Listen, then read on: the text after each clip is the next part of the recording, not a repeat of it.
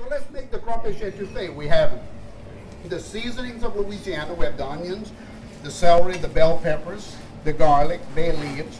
We always begin with the butter, and then of course here's the crawfish. Yeah. Okay, good. Let's cook. So we're going to begin with the butter right there, and we're going to put all of the butter in, and we'll get that on hot to get that really nice and hot and bubbling hot. Fred, do you have a couple of those? So we're going to add our onions, celery, all of our bell peppers will go in right now too. We'll throw the bay leaves, and then we just cook that fast. I'm going to put a little bit of the chili. You have this. You have this here. The flavor really hot because we're from the south, so we're looking for that really nice flavor.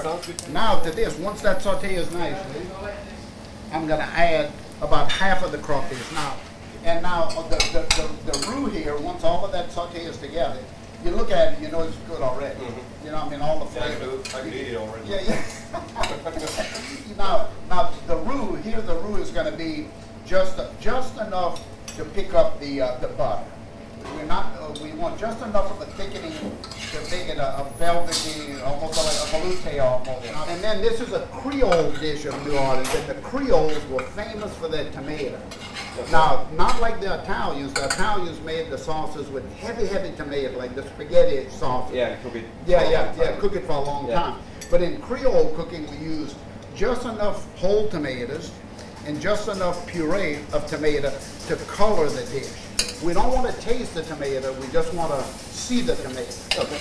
And in this dish, my father used to always say, we're not making something for pasta like the Italians. We only want the color. We want it to look beautiful. So we have a couple little shakes of the hot sauce, not too much, because in Louisiana, the hot sauce is a condiment more than it is a cooking ingredient, more for the table. Yeah, okay.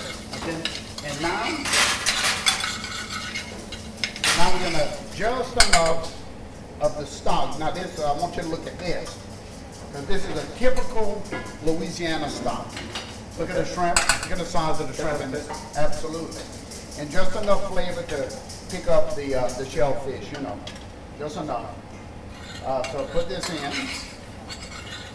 and now we're making a sauce more than anything else. So we just want to kind of get that nice and thick. We can even add a cream to this too if we wanted to it, you know. Okay. So you see I'm just adding enough in here to kind of get that nice velvety look. Pretty, just enough. And just let the temperature come up and keep picking it up and picking it up. Put just a little touch of basil, thyme, and tarragon, the three spices. Just put a little touch of each one. And I'll come back and finish later with a little more. If I wanted to make a soup now, I would just keep coming. If I wanted to make a sauce for fish, I would maybe keep coming a little bit more stock. Okay. But if I wanted to top a pasta or vol au vent, that would probably be good right here. Yeah. That'd be perfect. I'll put just a little bit more in like that. And then at this point I add the rest of your crawfish can go in. Okay. Put them all in. We save half of the crawfish so they stay fresh with the texture. Yeah. So the texture is not over. Yeah.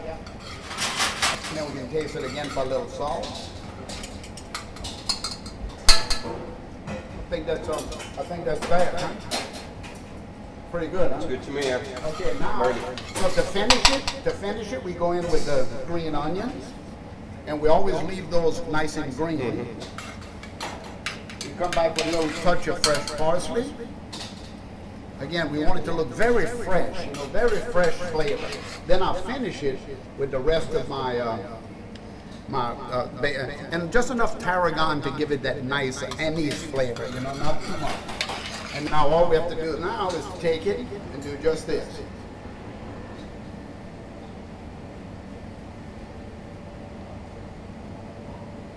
Just like that.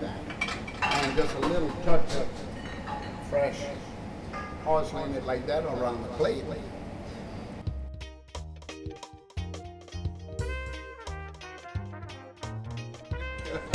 Nice to cook with you. You too.